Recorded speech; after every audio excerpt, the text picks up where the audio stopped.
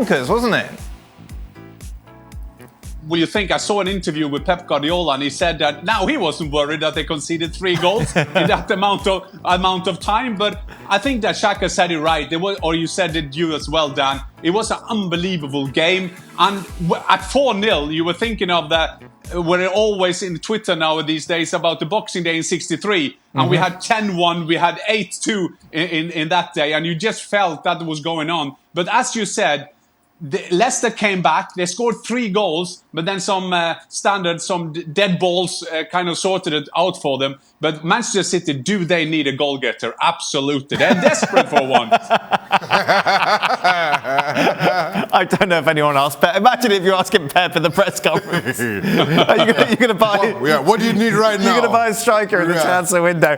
Frank, from a defensive perspective, you must have just been watching this through your fingers because there were so many errors.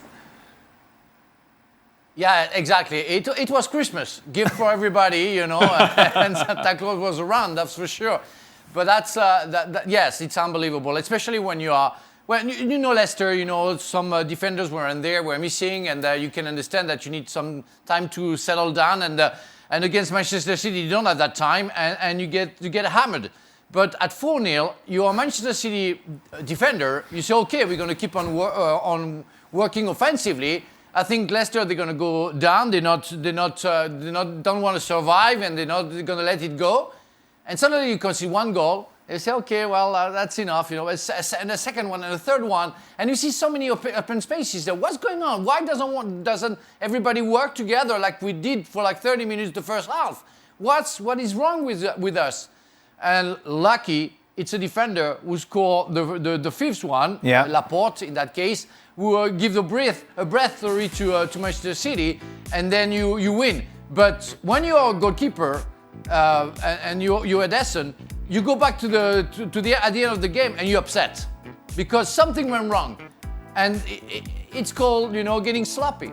That's what it is. But at the end of the day, they won. So it's okay. Yeah, and you joke about the striker, and obviously it's something we've discussed at length on this show. If you had an out-and-out number 9 on the pitch today for City, could they have played the way that they did in that opening half an hour?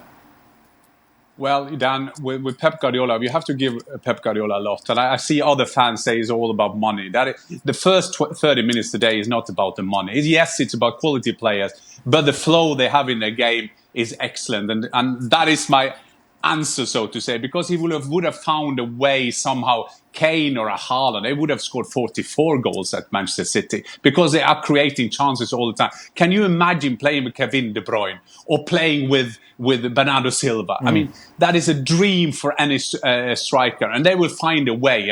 And because I think that Pep Guardiola, after he's been praising his team, he will think that you can't concede 3 goals against Liverpool, against Chelsea, or in the Champions League. So I think that will worry him a bit. When he's sitting there with his leftovers after Christmas. What was interesting, and I know Tielemans isn't a defender, he obviously conceded the penalty that we saw them give away in the first half, Frank. Why would a defender not look at the ball? Is that not quite an important part of defending? I don't know what you're talking about, really. I'm sorry. On the first penalty? Yeah, because obviously he's completely obsessed with Laporte and Ruben Diaz. Like, whatever's going on there, but he's all about rugby tackling the player to the ground. Surely there's got to be awareness that there's going to be a ball that's going to be played in at some stage in this world. Well, sometimes, we say that, and I say that during corner kicks, when I was playing for Chelsea or the team, he said, as long as you watch the player that you are marking and you don't watch the ball, normally you shouldn't concede a goal, but at some point you will have to look at the ball. So I don't know what happened there. I don't know why he was so intensively looking at the other. I don't know, but I don't know. Maybe he's the only one we can have that explanation. It was incredible, Shaq, overall, but a fun game to kind of... It really was. It really was. And just kind of given the storylines, and as you see Leicester kind of claw their way back into, you just think, no, this can't be really happening, and not to this City team that we've praised so much. And to your previous question, Dan, about playing with or without a striker, and we've had this discussion over recent weeks, in particular, given Guardiola's own frustrations around the question. He finds a way, to Jan's point, he finds a way to fit quality players into a team and into a system and make it work.